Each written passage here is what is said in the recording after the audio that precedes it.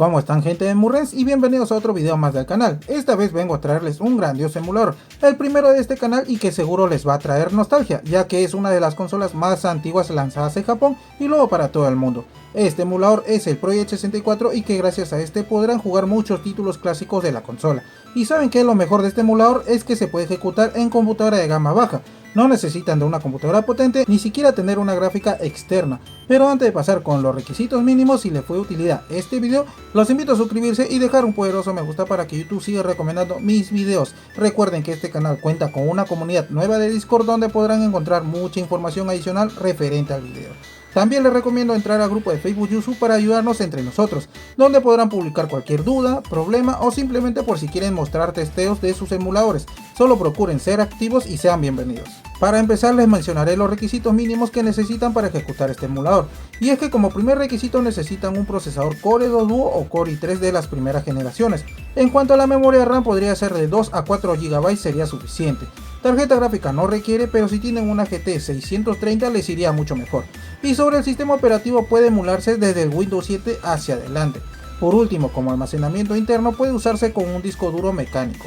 Ahora sí, pasemos con la descarga e instalación del Project 64. Para eso tendrán que entrar a esta página aquí, pero de igual manera el archivo se los estaré dejando en el Discord, chicos. No olviden que cualquier información sobre esto se los estaré dejando ahí, por favor. Esto lo vamos a minimizar, como de costumbre yo lo tengo descargado. Vamos a abrir la carpeta y ejecutar este archivo de aquí. Le damos en sí, le damos en minimizar un toque, le damos en Nets. Esto va a cargar rápidamente, chicos, porque no pesa nada. Le damos en Finish y se va a ejecutar el programa. Una vez acá en lenguaje vamos a cambiarlo de inglés a español. Y ya con el Project 64 casi listo, empezaremos con la configuración del emulador. Lo bueno de esto es que tendrán dos opciones para elegir. La primera será una configuración para computadoras modernas o de gama media alta, y la segunda para computadoras de gama baja. La única diferencia del primero con el segundo es que tienen más opciones adicionales para mejorar el rendimiento a resoluciones más altas.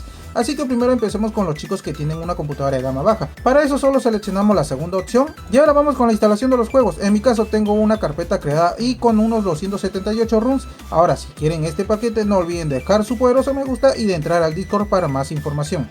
Esto lo voy a minimizar y vamos a la opción donde dice Game Directory. Vamos a seleccionar los tres puntitos. En mi caso lo tengo acá en el escritorio. Selecciono nada más la carpeta donde están los 278 runs.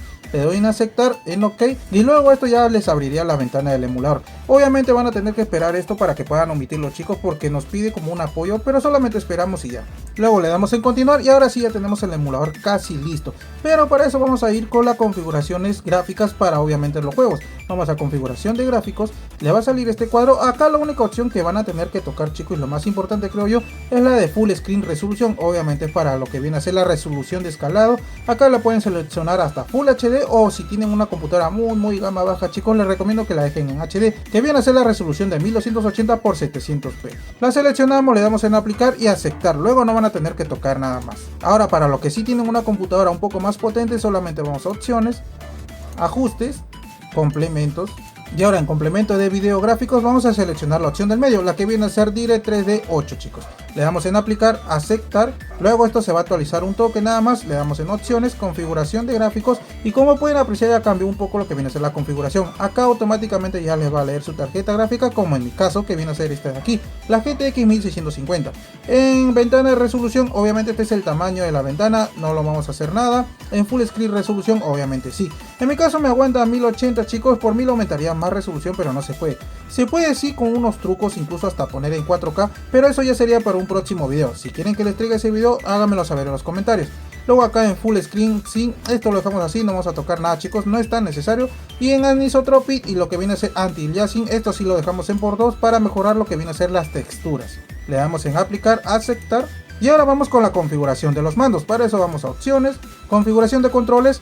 Y ahora acá donde dice Bound Device, ustedes les va a reconocer automáticamente el teclado. Incluso ya viene mapeado con el teclado. Ahora sí que tienen un mando, solamente lo conectan a su computadora y todavía no le va a aparecer. Porque en mi caso yo ya lo tengo acá ya conectado, pero no me aparece. Para que les aparezca van a tener que mapear dos botones.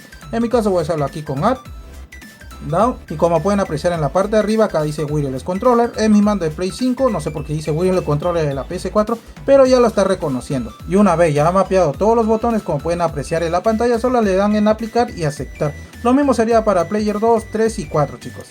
Ahora si quieren jugar solamente con el teclado de no contar con un mando, lo dejan tal cual como lo vieron al inicio. Le damos en aplicar, aceptar, y una vez ya ejecutado sus títulos favoritos chicos, acá van a ir donde dice sistema y van a salirles más opciones.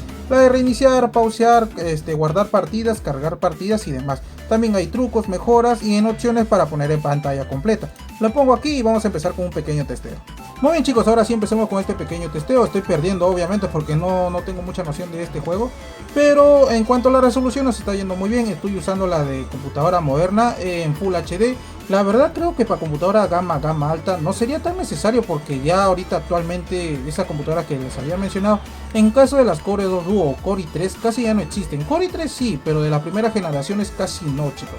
En mi caso estoy yendo, bueno, en Full HD, como pueden apreciar la resolución está yendo muy bien.